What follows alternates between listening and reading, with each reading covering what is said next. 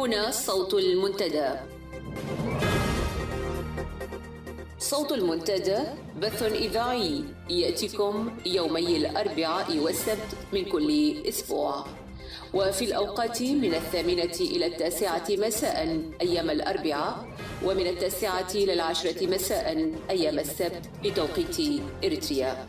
صوت المنتدى على الموجة القصيرة 15245 كيلو هرتز أو 19 متر باند. صوت المنتدى على مدى 24 ساعة في القمر الصناعي النايلسات ب8 درجات غربا، وعلى تردد 11678 للاستقطاب الرأسي. صوت المنتدى علم مستقل وحوار وطني بناء. صوت المنتدى.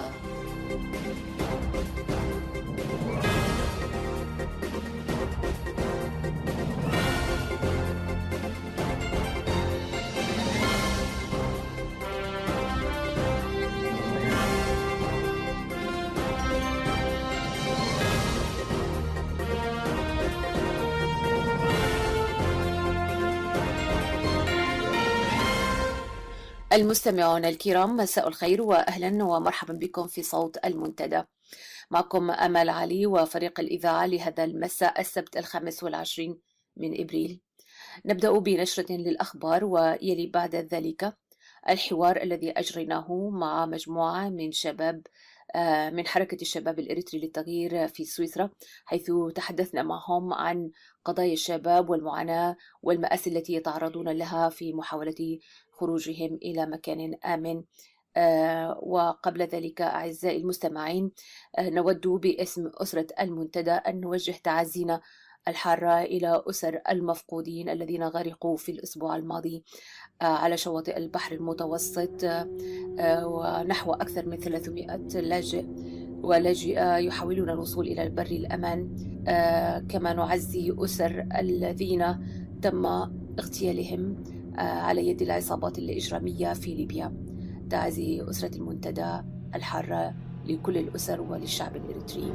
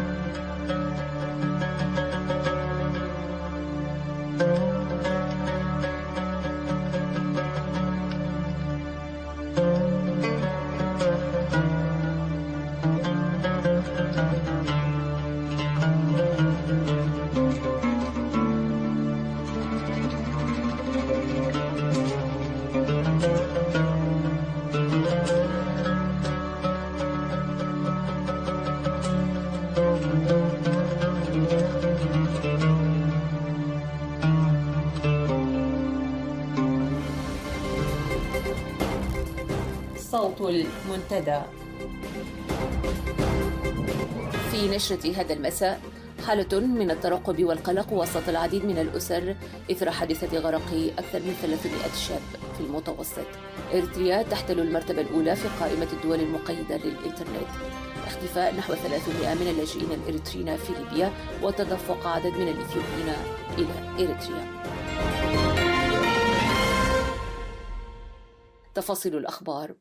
تعيش الأسر الإريترية في كل من أسمر ودق محريق خاصة حالة ترقب وتوجس جراء حوادث الغرق المتتالية التي يتعرض لها الشباب في البحر المتوسط، وآخرها حادثة الأسبوع الماضي. فحتى كتابة هذا الخبر علمت 38 أسرة نبأ غرق أبنائها عبر وسائط الاتصال الشعبي ذلك أن الإعلام الحكومي في إريتريا لا يورد أخبار أبناء الوطن وما يعانوه ولا يعترف بهم كمواطنين.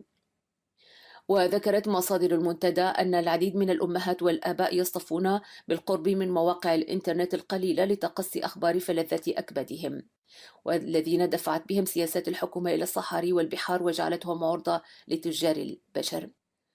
وشهدت مواقع الإنترنت سقوط الكثير من الأمهات من الصدمة عند مشاهدتهن نبأ غرق أبنائهن، وتوصي بعض الجهات بعدم الإبلاغ عن حوادث الغرق عبر الفيسبوك والإنترنت والبحث عن وسيلة لا تتعرض فيها الأمهات إلى الصدمة المؤدية إلى الانهيار العصبي. يذكر أن الأسبوع الماضي شهد غرق أكثر من 1000 لاجئ في المتوسط أثناء هروبهم من المعاناة في بلدانهم، وكالعادة كان بينهم المئات من الشباب الإريتري. هذا وقد وصفت وسائل الإعلام الغربية حادث غرق هذا العدد الكبير على خلفية تقاعس أوروبا عن الإنقاذ بأنه وصمة عار لأوروبا، وبالرغم أن الكثير من الجهات الأخرى ترى جذور هذه المشكلة في حكومة دول المصدر، ولهذه الوفيات بالأساس هي وصمة عار على الحكومات التي دفعت بشبابها وأطفالها إلى السير في خيارات كارثية تجبرهم على ركوب قوارب الموت. ذكرت لجنة حماية الصحفيين الدولية في تقرير لها نشر الأربعاء الماضي حول القيود على الإنترنت في العالم أن إريتريا تحتل المرتبة الأولى على قائمة الدول المقيدة للإنترنت، وتأتي بعدها كوريا الشمالية في المرتبة الثانية.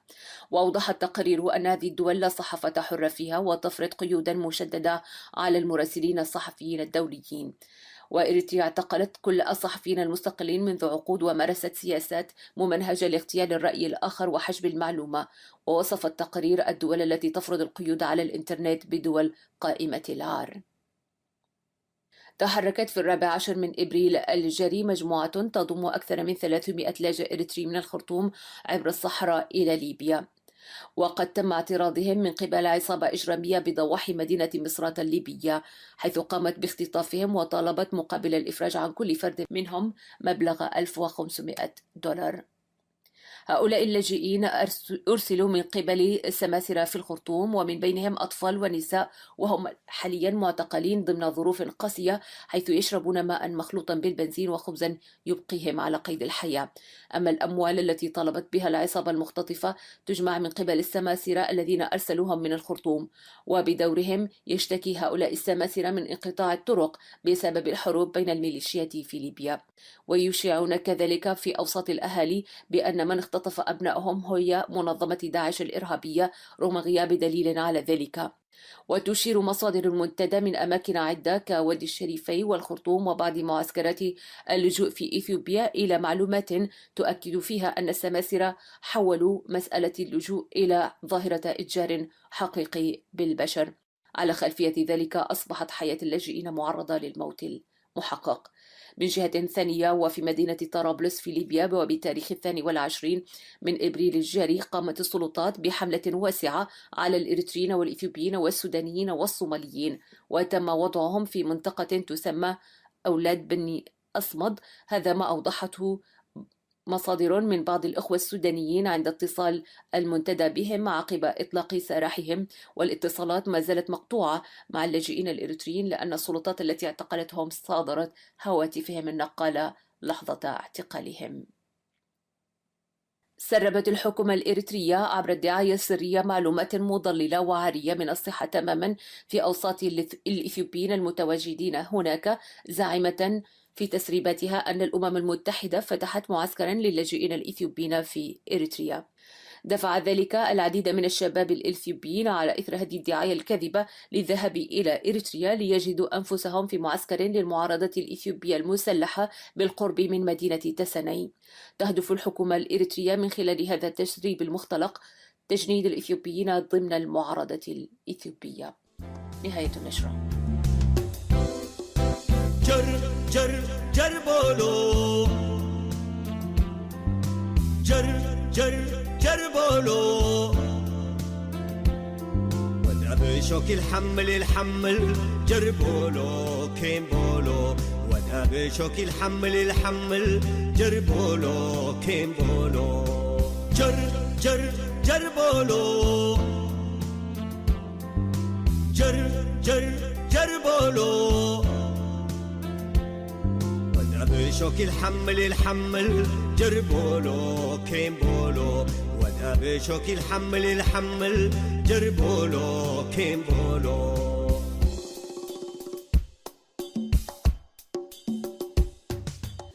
أعزائي المستمعين، مساء الخير وأهلا ومرحبا بكم في صوت المنتدى لهذا المساء. في مساء هذا اليوم سيكون معي كلا من الأستاذ ناصر أحمد رئيس اللجنة التنفيذية لحركة الشباب الإريتري للتغيير، والأستاذ عبد الرازق سعيد أمين الأمانة الاجتماعية، لنعكس على الأوضاع التي يعاني منها الشباب الإريتري عموما في محاولته للخروج من البلاد، وخصوصا على ضوء الكوارث التي حدثت في هذا الأسبوع. ابقوا معي وسنتابع معا صوت المنتدى.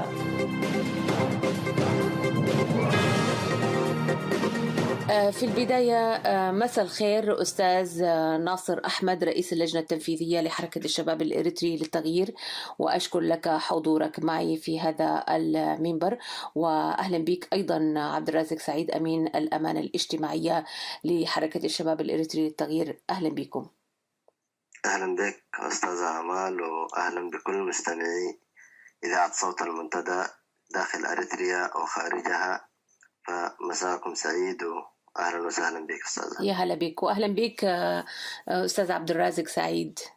أهلا وسهلا أستاذة أمال، وشرفنا اليوم نتواجد معكم في إذاعة صوت المنتدى، وشكرا. يا أهلا بكم، وأنا أيضا يشرفني ويسعدني أن أستضيفكم في هذه الإذاعة.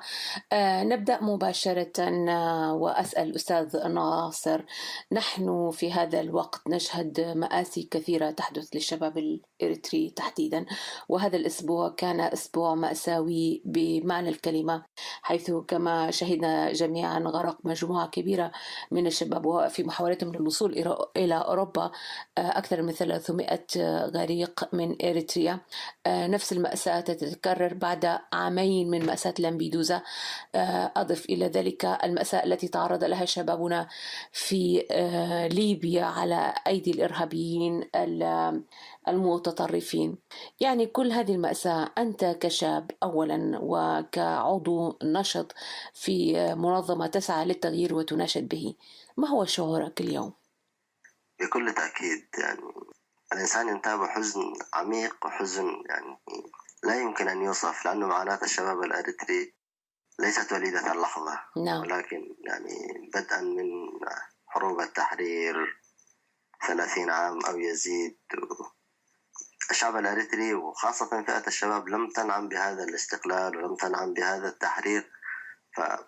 يعني مأساة حقيقية إنه الإنسان نعم يعني بعد طول نضال يجد نفسه في معسكرات الاستعباد أو الاسترقاق، يعني يجد نفسه صراحة عاجز عن تحقيق يعني أبسط طموحات أو حق من حقوق الإنسانية. فهروب من هذه الأشياء كلها يعني يلج إلى المهالك وإلى نعم الموت المحقق وهو يراه بأم عينيه. نعم مؤسف بشكل يعني نعم لا يوصف صراحة. يعني نعم، يعني ناصر اليوم يعني قبل سنتين نحن شفنا شباب يعني حصلت أكبر مأساة على مستوى يعني الموت البشري كما يقال في العصر الحديث. قبل سنتين غرقوا أكثر من 300 شاب وشابة وطفل من الإريتريين في لامبيدوزا، ولكن مع ذلك تكررت المأساة مرة تانية. يعني ما الدافع؟ يعني لماذا يلجأ الشباب إلى التهلكة وهم يعرفون أن الموت يعني هو المصير الأول لهم برأيك؟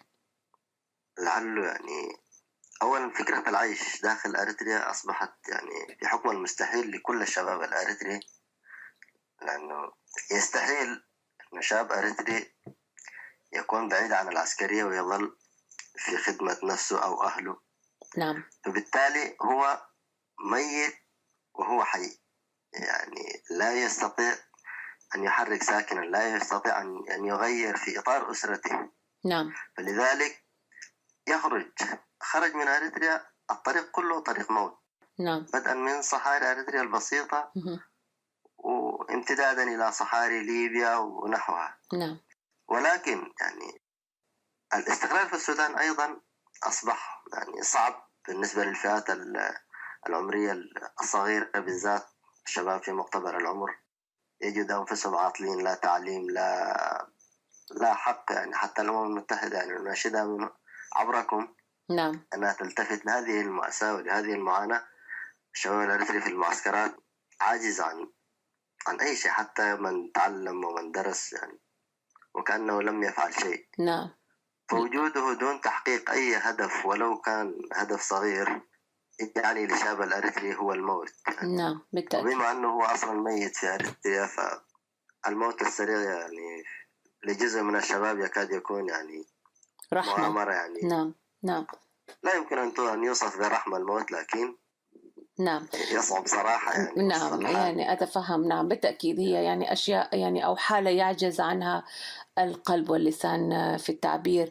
عبد الرازق سعيد، وأنت اليوم شاب وصلت إلى أوروبا، وبالتأكيد إذا كنت أكثر حظا من الآخرين لابد أيضا أن تكون معاناتك يعني مش سهلة في الوصول إلى أوروبا.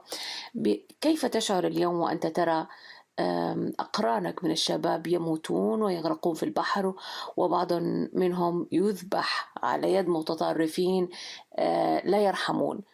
شعورك أول شيء، كيف حاسس اليوم أنت؟ هو صراحة طبعا كما ذكر الأستاذ ناصر نعم. الموضوع مش سهل، ويعني احنا كشباب أريتريين يعني مرينا بالمشاكل بنفس الطريق هذا. يعني الواحد يعرف المشاكل اللي بتصادف الشباب، ولكن للأسف الشديد أنه ده ما نسمع عنه، لكن هناك الكثير مما لم نسمع عنه يعني. بالتأكيد. ما يحصل في الصحراء ومن يقرؤون في البحار من غير ما يكون في أي معلومات عنهم.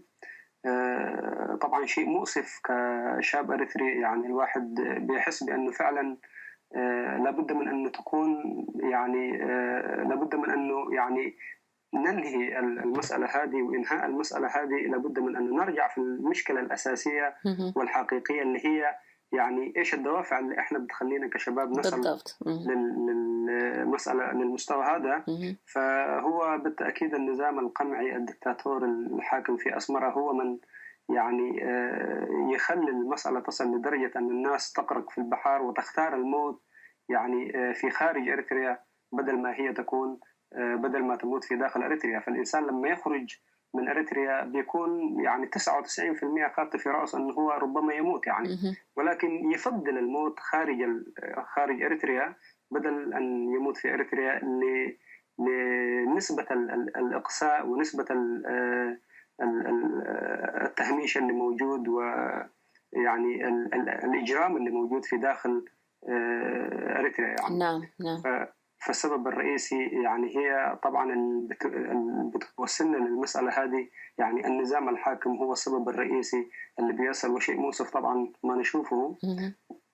ونتمنى طبعا أنه يكون في حل يعني مننا إحنا كشباب. لابد من أن نرجع في نفسنا وندرك يعني المشكلة الحقيقية يعني أين توجد وكيف يمكن حلها بدل اللجوء والهروب منها إلى دول مختلفة. نعم بالتأكيد. يعني عبد الرازق أنت يعني شاب ووصلت كما قلنا، وأنت الآن منظم ضمن حركة الشباب الإريتري للتغيير.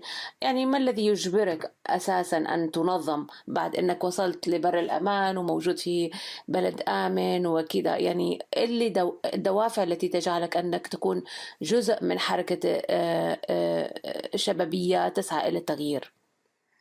فعلا طبعا القضية ليست أنه إحنا خرجنا من أريتريا ووصلنا لدول آمنة. نعم. لكن المشكلة الأكبر أنه هي يعني في أريتريا يوجد جزء كبير من الشباب ومن الشيوخ ومن الأطفال ومن الرجال ومن النساء يعانون من القمع الدكتاتوري ومضطهدون، سواء يكون في معسكرات ولا في سجون. فبالنسبة لي أنا كشاب، إذا كان أنا خرجت من أريتريا ونسيت أنه المعاناة اللي أنا عانيت بها واللي أصدقائي وأهلي اللي بيعانوا منها، فهنا تكون المشكلة يعني. فأنا لابد يعني خروجي من أريتريا لابد أنه لا ينقطع، بل لابد أن يكون لإيجاد حل، وإيجاد الحل لابد من أن يكون نعم. مؤطر، ولا بد من أن يكون في عمل شبابي أو عمل معارض، زي ما تقول يطلع الفضائح اللي موجودة بتاع النظام، ويكون له قوة يقدر يغير النظام اللي موجود في داخل إريتريا. نعم بالتأكيد. أعود إليك أخ ناصر أحمد، وأنت رئيس اللجنة التنفيذية لحركة الشباب الإريتري للتغيير في سويسرا. هل بالفعل حجم المعاناة التي يعاني منها الشباب في إريتريا كبير لدرجة أن تدفع بهم إلى أن يخاطروا بأرواحهم؟ ونحن نشهد منذ أعوام مآسي كثيرة تحدث للشباب وهم يذهبون في رحلة الموت. يعني في شباب كثير طلعوا عن طريق سيناء، تعرضوا للقتل، تعرضوا للتعذيب، إلى أن تؤخذ أجزاء من أجسادهم، وآخرون يذهبون إلى ليبيا يقعون في سجون ولا يجدون مساعدات وغيره، ويغرقون في المتوسط بشكل دائم ومستمر. يعني زي ما قال الأخ عبد الرازق، اللي نسمع عنهم يعني أقل من كثير من ما لا نسمع عنهم. هل تستحق هذه الرحلة بالفعل؟ وهل هو الوضع مأساوي إلى هذا الحد في إريتريا برأيك أستاذ ناصر؟ في الحقيقة الوضع أكثر من مأساوي. نعم. ولكن الشعب الإريتري ما عاوز أقول أنا فقد الثقة في الكيانات المعارضة الكبيرة بأنها تحاول تخلق البدائل تبقى وعاء لهذا الشباب الفار من هذه المآسي الموجودة داخل إريتريا، بالإضافة إلى دول الجوار أيضا. لم تكن المحضن اللي ممكن يستقر فيه الشباب ويأخذ نفسه فيه. نعم. ولكن بكل تأكيد لا تستحق كل هذا الموت. الإنسان لو فكر يمكن إيجاد البدائل أيا كان نوعها. فما أعتقد كل المآسي بقدر واحد. نعم. صحيح فئة كبيرة من الشباب الإريتري ومن الشيوخ ومختلف الفئات العمرية مغيبة في سجون إريتريا، وهي أيضا لا حصر لها ولا عدد. فالمآسي هي موجودة بكل تأكيد، ولكن كان يجب علينا خلق طرق أخرى بدلا من البعد أكثر من الموقع الأساسي المطلوب التغيير فيه. نعم. نعم بالتأكيد. هناك من يقول قمع النظام فاق الحد، سجون واعتقالات تعسفية وتعذيب وقمع وسياسة أضرب لتقتل لأي شاب يحاول الخروج من البلد، أيضا ملاحقتهم في معسكرات اللجوء وغيره. الكثير من الشباب فقد الأمل بمعنى الكلمة في أي نوع من التغيير. ولكن نحن ما زلنا نقول بأن التغيير في لمصلحة الشعب الإريتري لابد أن يأتي من الداخل، ولابد أن يكون له للشباب دورا فيه. أنتم كشباب موجود في المحجر، كيف ترون إلى دعم التغيير في الداخل مثلا؟ دعم التغيير في الداخل يبدأ من أول إحساسنا بمسؤوليتنا تجاه الآخرين الذين هم داخل إريتريا، سواء كانوا في السجون أو كانوا شبه أحرار يمارسون حياتهم العادية.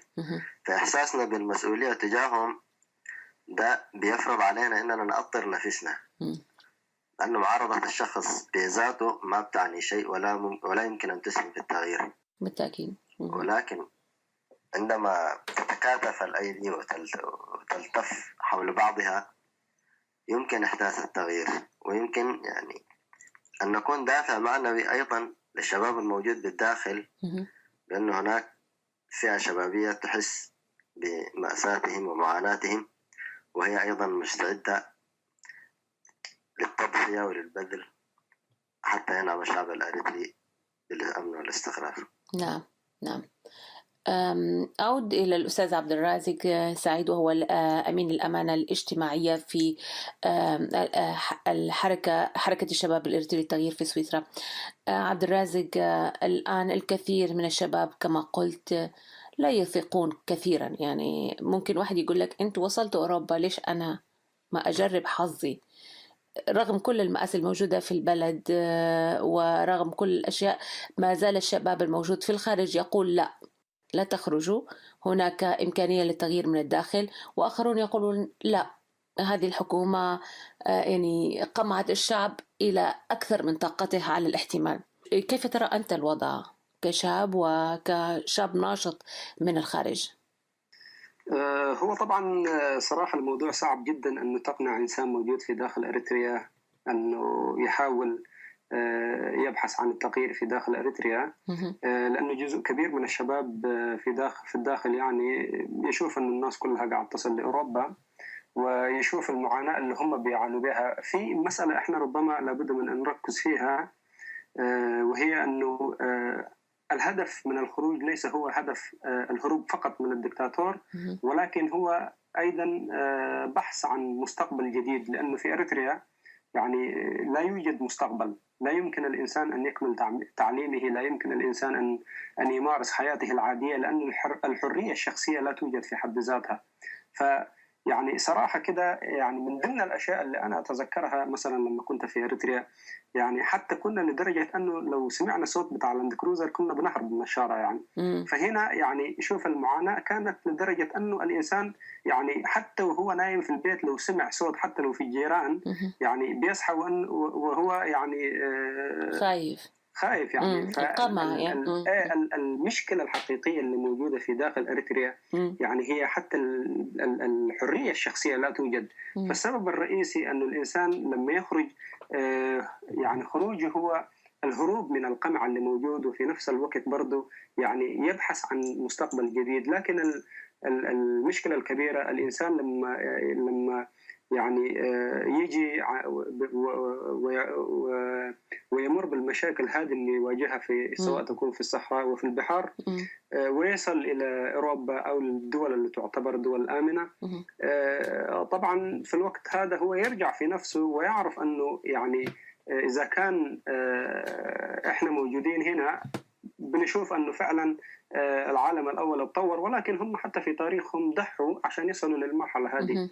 فلا بد من أنه الشباب اللي موجود في داخل أريتريا يعني يحاول يرجع في نفسه ويركز أنه هو يعني يحاول يكون جزء من التغيير في داخل أريتريا، بدل ما يخرج ويفكر في التغيير بعد ما يخرج من أريتريا. فعلا الوضع صعب، أنا أدرك تماما في داخل أريتريا أنه من الصعب الإنسان يفكر حتى أن في مسائل مثل هذه، ولكن المأساة اللي موجود اللي نعيشها حاليا يعني الإنسان هو يعني يعتبر أنه هو ميت يعني حتى ولو حي في أريتريا يعني. فبالتالي أنا أشوف أنه ما دام المسألة هي وصلت للمرحلة هذه فلا بد من أنه إحنا يعني نكون جزء من التغيير، ولا بد من أنه نحاول يعني تكون هذه نهاية معاناة لجيلنا الجديد، وزي ما قدموا أجدادنا وآبائنا وضحوا بأنفسهم وممتلكاتهم من أجل استقلال، لابد من أن إحنا برضو نضحي بكل ما نملك من أجل إعادة الحرية والديمقراطية والعيش الكريم في أريتريا يعني.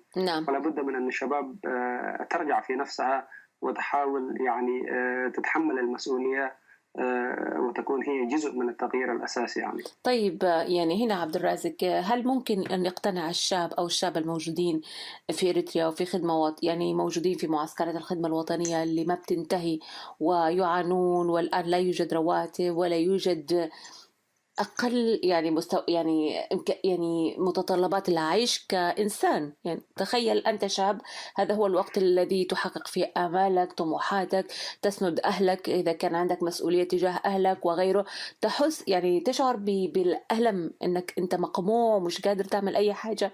هل ممكن يقنعوا الشاب خطاب من الخارج؟ يعني اللي ممكن يقنع الشاب اللي جوا البلد أنه لا ما تطلع، يعني مش مستاهلة الحكاية وانت قاعد في أوروبا يعني ممكن فرصتك أفضل؟ إيه اللي ممكن يقنع شبابنا أنه لا، أحسن التغيير من جوا بدل ما نحن نهرب ونموت ونتعذب كشباب في رحلة يعني فرصة الذهاب إلى الجنة الموعودة في الخارج؟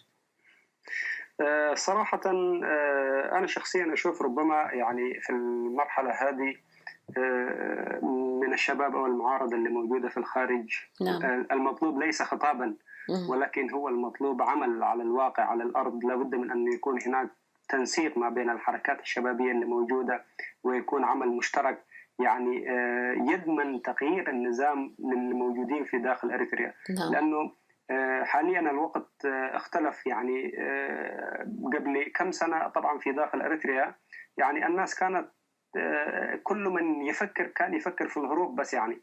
أما في الوقت الحالي يعني على المعلومات اللي عندنا لها أن الناس وصلت لمرحلة أنه تتكلم يعني أنه هي يعني عايشة في مؤاساة يعني في داخل إريتريا، وهذا دليل على المؤاساة اللي موجودة. وصلت صراحة أن الناس ما قدروا يتحملوا بعد كده. نعم. لكن الإشكالية اللي موجودة يعني أنا كشاب كنت في إريتريا بعرف أنه حتى الإنسان لما يفكر يعني في نفسه، بيقول حتى مثلا يحكي مع صديقه أقرب إنسان له أنه يعني أن المؤاساة صارت صعبة جدا والناس ما قادرة تتحملها، لكن يعني ما يفكر في عملية التغيير. أما عملية التغيير وتفكيره في عملية التغيير لابد من أن يكون في دور من الشباب اللي موجودين في الخارج، أن يكون عمل منظم، أن يكون عمل يعني يدعم داخل الشباب اللي موجودين في الداخل، أن يكون في تواصل. نعم. مع الشباب اللي كنا معاهم وبنعرفهم. لابد من أن يكون في تواصل وعمل مشترك ما بيننا، وإقناعهم يعني إقناعهم ليس بالخطابات ولكن بأمور أخرى يعني. نعم. فأنا أشوف في الوقت الحالي يعني إقناع الشباب اللي موجودين في الداخل يأتي في حالة تنظيم الشباب اللي موجودين في الخارج، ليس في منظمات أو دول معينة، ولكن في إطار أنه شباب يعني يريد التغيير بصرف النظر يعني من مختلف نعم. المناطق اللي هو يوجد فيها، ولكن لابد من أن يكون في عمل مشترك يجمع الشباب هذه كلها ويدي قوة دافعة للشباب اللي موجودين في الداخل. نعم. أعود إليك أستاذ ناصر أحمد، وأنت رئيس اللجنة التنفيذية لحركة الشباب الإريتري للتغيير في سويسرا. لمن لم يتابع معنا، ما هي الصعوبات أو العقبات التي تواجهكم أنتم كشباب يسعى إلى أن يكون مرتبط بالوطن وبقضاياه وبقضايا الشباب أخوانكم الموجودين في الداخل؟ يعني عايزين تنظمتوا وعايزين تشتغلوا مع الشباب الموجود جوا. أهم العقبات، أهم المشاكل اللي أنتم بتواجهوها وأنتم موجودين في المهجر؟ لعله من أكبر العقبات الموجودة في التواصل مع الشباب الإريتري بالداخل هي إمكانية التواصل أو الاتصال. إريتريا معروف يعني حسب آخر إحصائية في الإنترنت كانت أقل من 1% تقريبا يعني نسبة استخدام الإنترنت في إريتريا. نعم. وده كله لضغط الحكومة ولهيمنتها على هذا القطاع بالذات وقطاع الاتصالات حتى لا يتنفس هذا الشباب. دي تكاد تكون من أكبر العقبات، بالإضافة لأن يعني يصعب لإنسان هاجر إلى أوروبا أن يعود إلى إريتريا زائرة.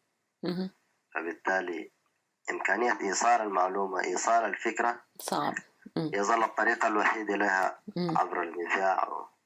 نعم. ونشكركم كثير في صوت المنتدى والإذاعات النظيرة اللي هي بتوصل أصوات الشباب وأفكار الشباب بالخارج إلى إخواننا وأشقائنا داخل إريتريا. نعم. أيضا يعني ممكن نعكس أكثر شوية على طموحاتكم أنتم كشباب، كتار من الشباب الموجودين داخل إريتريا أو في معسكرات اللجوء الموجودة في السودان وفي إثيوبيا، وأيضا الذين ينتظرون نوع من الهجرة وكذا، يحتاجون إلى يعني نوع من الأمل، نوع من الإحساس بأنه في حد معهم. ممكن نعكس أكتر على الروابط المشتركة، كيف ممكن الواحد يوري الشاب الموجود برا البلد إنه في ناس مهتمة بقضايا، في ناس عايزة تساعده، في ناس عايزة تعكس صوته الموجود المخنوق جوا البلد.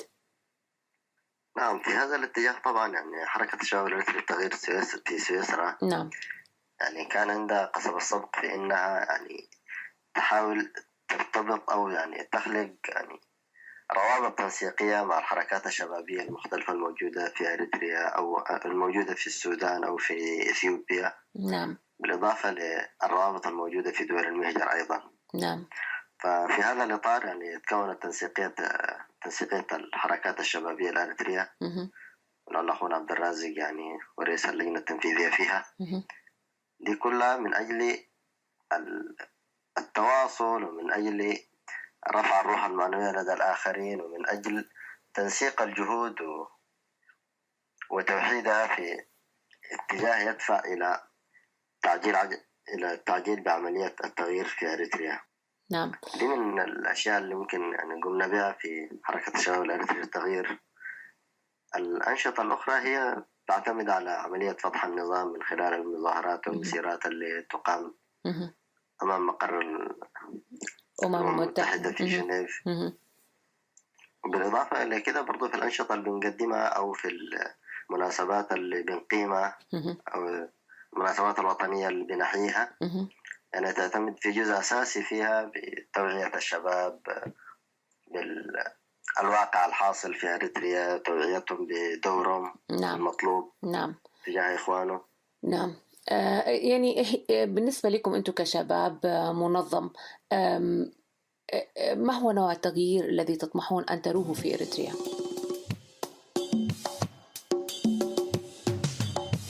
شبابنا تبكسوا كأرونا بوداي، شبابنا تبكسوا كأرونا بوداي، هقيا حمقت يهو وتقبلوا سكاي، سلاح زور وقلم تاريخ كتب بأدماي، حتى نيده هقيانا قيدني دو السناي، قيدني دو السناي، حتى نيده هقيانا قيدني دو السناي، قيدني دو السناي.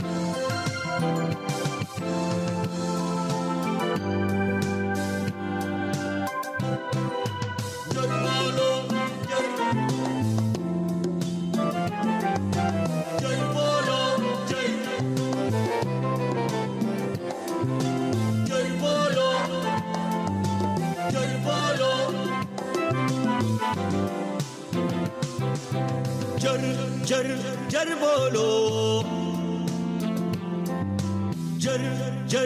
جر بولو، وذا بشوك الحمل جر بولو كيم بولو، وذا بشوك الحمل جر بولو كيم بولو، جر بولو.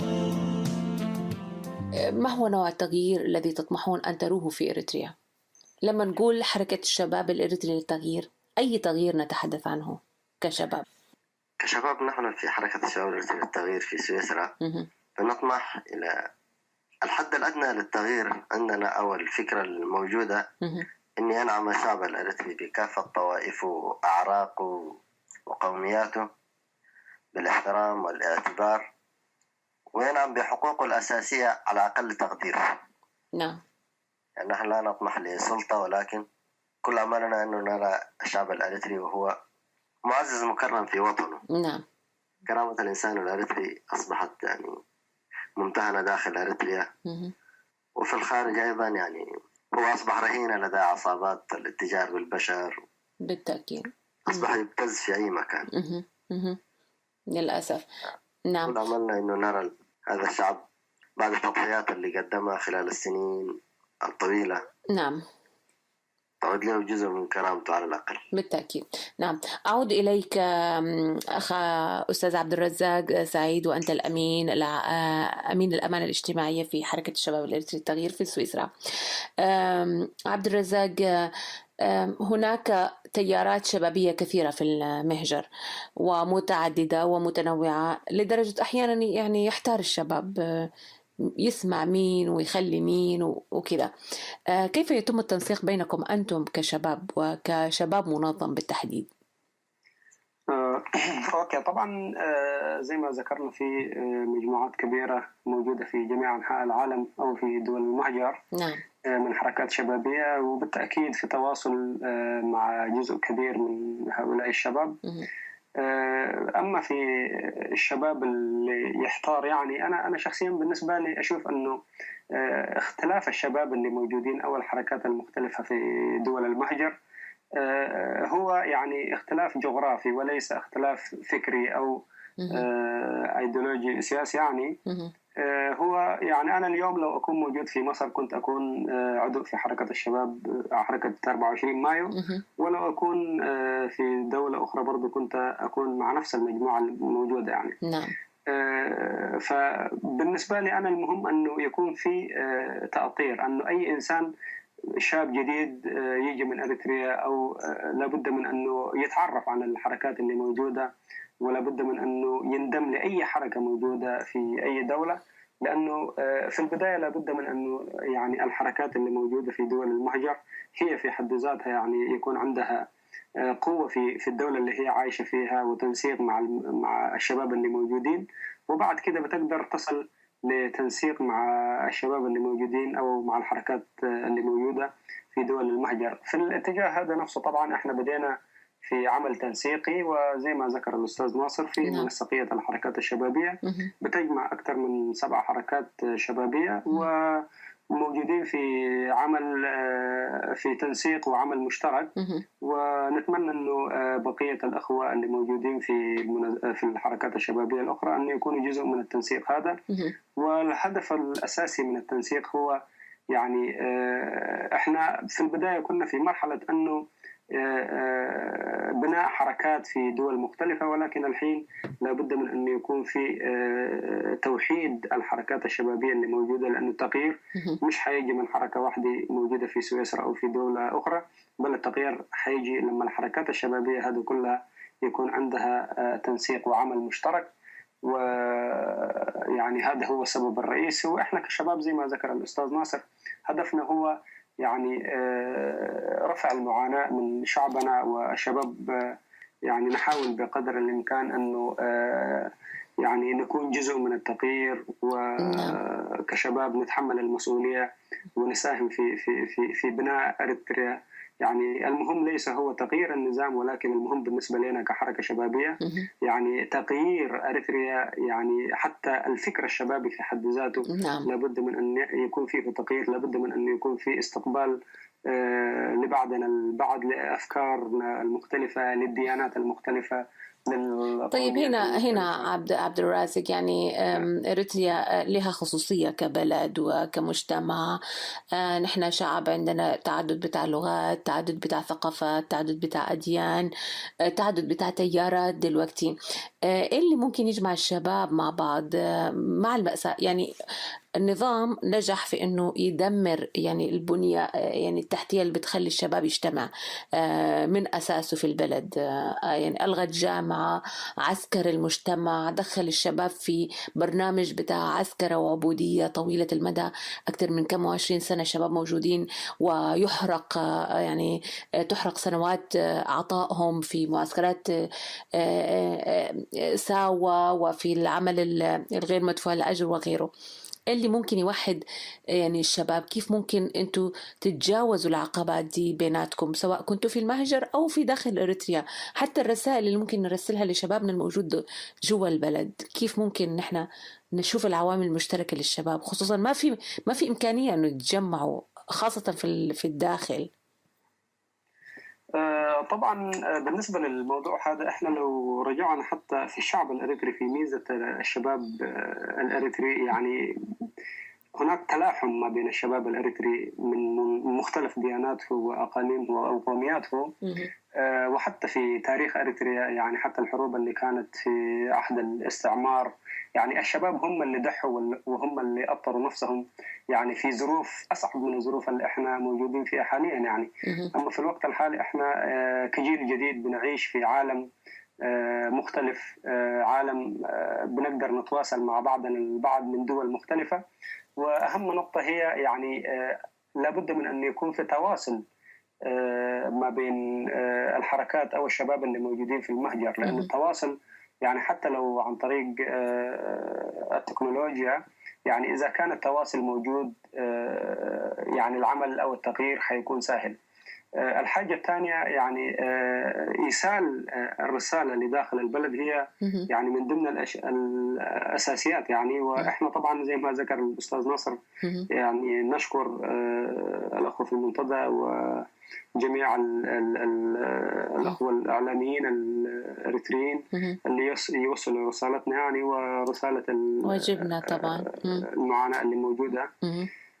صراحة في الوقت الحالي يعني حتى الشباب الأريتري اللي موجود في الداخل برضو يعني بيتواصل. أنا صراحة عندي تواصل مع مجموعة كبيرة من الشباب اللي موجودين في داخل أريتريا، وصراحة أن هم متابعين العمل اللي بيقوموا به الشباب في جميع أنحاء العالم، وهذا شيء إيجابي يعني بالنسبة لي. أنا أشوف أنه كون الرسالة تصل لداخل أريتريا فهذا من ضمن الأشياء اللي إحنا يعني بنحاول بقدر الإمكان نعمل فيها. وأتمنى أنه الرسالة تكون أقوى من كده والعمل يكون أقوى من كده، وإن شاء الله يعني في قريب ما نكون لقاءات تكون في داخل أسمر إن شاء الله. إن شاء الله. طيب عودة لك أستاذ ناصر أحمد، هل تجدون دعم من منظمات شبابية عالمية أو في بلدان المهجر في سويسرا مثلا؟ أنتم من أين تجدون الدعم؟ من يساندكم أن تكونوا نشطين وفاعلين في المشهد العام على مستوى الحراك الشبابي الإريتري في المهجر؟ في مجال الدعم حركة الشباب الإريتري للتغيير في سويسرا هي تعتمد على إرادة الجيوب شبابها فقط. دعم ذاتي الآن يعني دعم ذاتي 100% أقدر أقول. يعني كل البرامج اللي بنقيمها بكل الأفكار اللي بنحاول نتداولها اللي بنسويها كلها جهود ذاتية من شباب غيور على حقوق شعبه وحاسس أيضا يعني بالمعاناة الحقيقية اللي بيعيشها الشعب الأريتري في الداخل. أيضا كنت أريد أن أسألك ما علاقتكم أنتم بالتيار السياسي؟ يعني هناك كثير من التنظيمات السياسية الموجودة في الساحة في العمل المعارض، هناك نوع من الإحباط العام وهناك أحيانا نوع من التفاؤل. كيف تعملون بالتوازي مع الحراك السياسي العام؟ حركة الشباب الأريتري للتغيير يعني في أول مؤتمر لها وفي أول لائحة أصدرتها عرفت نفسها بأنها حركة شبابية، يعني حركة أريترية شبابية مستقلة تسعى للتغيير، وهي مفتوحة أيضا لكل الشباب الأريتري بمختلف انتماءاتهم، سواء كانت تنظيمية سواء كانت فكرية سواء كانت دينية. يعني نحن أردنا من الحتة دي يعني نحاول نبقى وعاء جامع لكل الاختلافات أو لكل التنوع الموجود في أريتريا. نعم. حركة الشباب الأريتري للتغيير يعني لا تعتمد فكر أي تيار من التيارات السياسية الأريترية، ولكن هي تحترم وتحاول تأخذ الإيجابيات وتستفيد من السلبيات اللي ممكن يكون وقع فيها أسلافنا في ممارسة الأنشطة السياسية. نعم. أستطيع أن أقول أن حركة الشباب الأريتري للتغيير هي لا تمثل تيار بعينه، نعم، ولكن هي وعاء جامع للشباب الأريتري. نعم نعم. اليوم ناصر أحمد رئيس اللجنة التنفيذية لحركة الشباب الأريتري للتغيير، نحن نقف ويعني قلوبنا مكسورة وحزينة جدا على الفقد الكبير لشبابنا وشاباتنا وأطفالنا الذين يغرقون يوميا في البحار والذين يعانون أقصى ظروف يعني الترحال، وهم يبحثون عن ملجأ ومأمن في بلدان المهجر من السودان إلى ليبيا إلى سيناء إلى إسرائيل إلى أوروبا. هناك كثير من الأمهات يبكي اليوم. ما الكلمة التي يمكن أن توجهوها أنتم كشباب لهؤلاء للأمهات للشباب للشعب الموجود داخل البلد؟ في البداية يعني نترحم على أرواح الشباب الأريتري والأمهات والأخوات والأطفال اللي كانوا ضحايا هذه الكارثة وهذه المأساة. نعم. ورسالتنا لذويهم إن ربنا يديهم الصبر إن شاء الله. نعم. رسالتنا الأخرى للشباب الأريتري سواء كان داخل أريتريا أو في الدول المجاورة لها، خاصة الشباب الذي ينعم بقدر من الأمان. نعم. الرحلة أو الهدف صراحة من كل هذا الترحال لا يستحق كل هذه التضحية. نعم. فأعداد الضحايا تتزايد، المآسي تتكرر. نعم. ابتزاز عصابات الاتجار بالبشر لذوي الشباب اللي يأسروهم نعم. أيضا يعني قاسية جدا. كل هذه الأشياء لو نحن حاولنا نأخذها في الاعتبار هنلقى أنه الواحد لو شكر الله يكون أفضل. نعم. نعم. فرسالتنا لهم أنه ما يبعدوا أكثر من كده ولا يضحوا بأرواحهم في طريق مجهول. نعم. نعم بالتأكيد. عبد الرزاق سعيد أمين الأمانة الاجتماعية في حركة الشباب الإرثري للتغيير، في ختام هذا اللقاء ممكن كثير من الشباب يقول لك لا أحسن لي أموت في البحر، وفعلا قاعد يقولوا كده، ولا أقعد في حكومة زي حكومة إريتريا بتقمعني. وللأسف أخبار كثيرة من التعذيب والموت والألم اللي قاعد تحصل للشباب أقصى بكثير من الرحلة. فأنت إيش ممكن تقول؟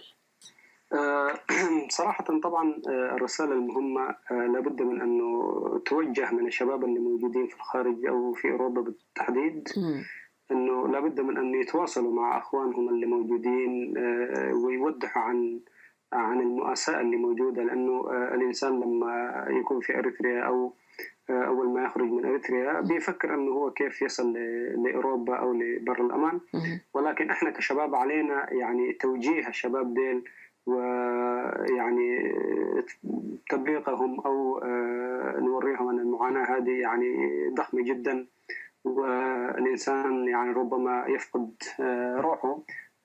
فبالتالي لابد من أن يكون في تواصل مع أخوان اللي موجودين في الداخل، أنه لا يتجهوا إلى طريق مجهول زي ما ذكر، ولكن لابد من أن الناس يعني كلنا كشباب، ليس اللي موجودين في الداخل فقط، بل نحن برضو كشباب موجودين في الخارج في كل أنحاء العالم، لابد من أن نسأل نفسنا إلى متى سوف نعيش هكذا يعني. هل إحنا عندنا الاستعداد أنه نعيش بالطريقة هذه لزمن غير محدود، أم لابد من أن نتحمل المسؤولية ونكون جزء من التغيير ونحاول نغير النظام، لأن النظام هذا يعني إحنا اللي ممكن نغيره، ما في حد غيرنا حيجي يغير لنا النظام اللي موجود ويقول لنا اتفضل ارجعوا لبلدكم يعني. بالتأكيد. وبالتالي لابد من أن إحنا نكون التغيير، لابد من أن إحنا يعني نتحمل الأمانة اللي موجودة فوق أعناقنا، اللي شهدائنا اللي ضحوا من أجل استقلال أريتريا، وإخوتنا اللي ضحوا حتى من أجل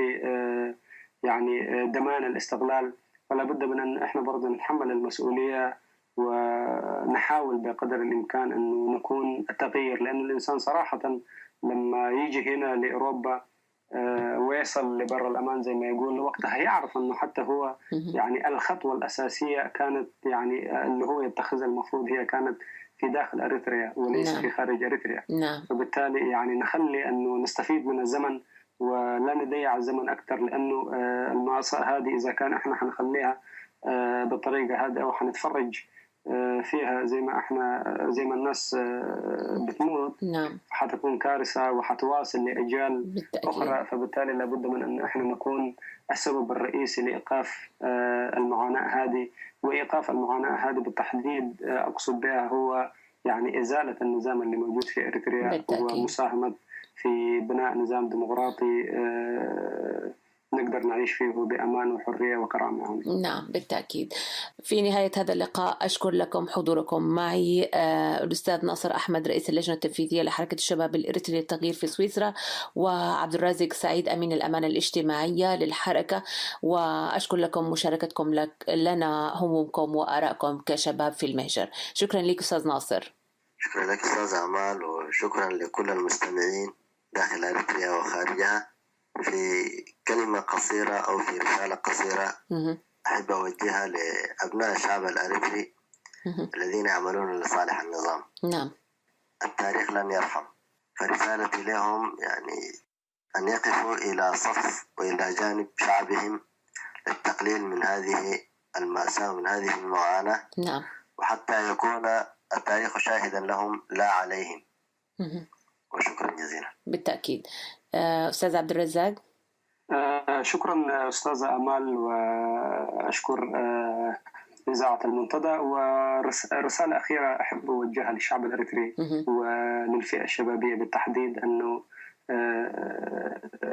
لابد من أنه نشارك في التغيير، ولا ننتظر التغيير من مجموعة أخرى أو من حركة أخرى أو من معارضة أخرى. نعم. بل أي إنسان يفكر في نفسه أنه هو يكون جزء من التغيير في اليوم اللي إحنا نفكر كلنا، يعني أي إنسان يفكر فينا أنه يكون هو جزء من التغيير ويتحمل المسؤولية، نعم. فالتغيير سوف يأتي. وأشكركم مجددا، شكرا. وأنا أيضا أشكركم بدوري باسمي وباسم صوت المنتدى، وأتمنى لكم ولكل الشباب العامل والطموح من أجل التغيير لوقف المأساة ووقف النزف الإريتري الذي يحدث لشبابنا بالتحديد في الداخل وفي الخارج، وعلى أن نلتقي في مكان أفضل وفي بلد أفضل. شكرا لكم. شكرا.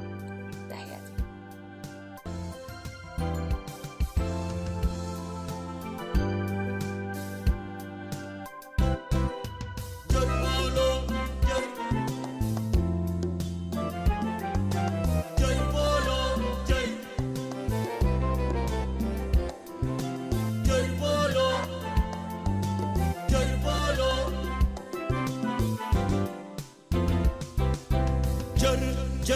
جر بولو، جر بولو، ودا بشوك الحمل جر بولو كيم بولو، ودا بشوك الحمل جر بولو كيم بولو، جر بولو، جر بولو، بشوك الحمل جر بولو كيم بولو، ودا بشوك الحمل جر بولو كيم بولو.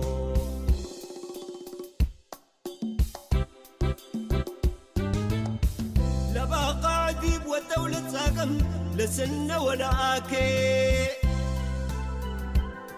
لبا قاعديب والدولة ساقم لسنة ولا آكي، وانت اقل اتاكاي لا تمكره تتهاقي، قبيو حسركه لا ما حزق النيدي، يتطعم هقاقيد حدك فتنيتي دي، حدك فتنيتي دي، يتطعم هقاقيد حدك فتنيتي دي، حدك فتنيتي دي.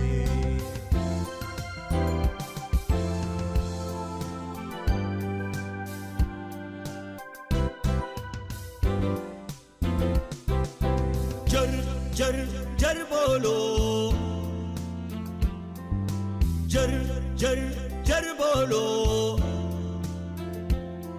ودا بشوك الحمل جر بولو كيم بولو، ودا بشوك الحمل جر بولو كيم بولو، جر بولو،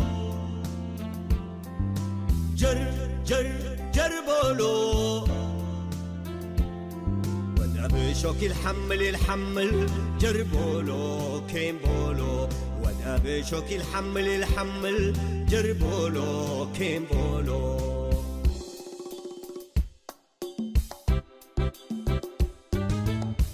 اللي فاشل سياسي زعق بأطواره،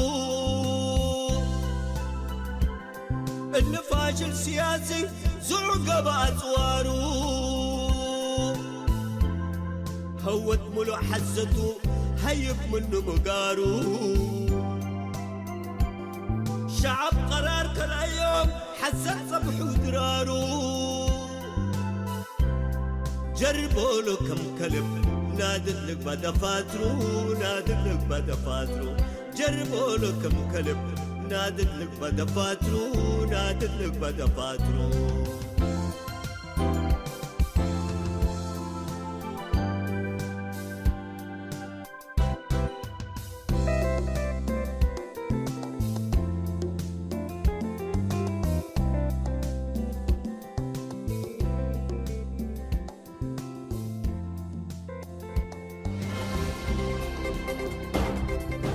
صوت المنتدى.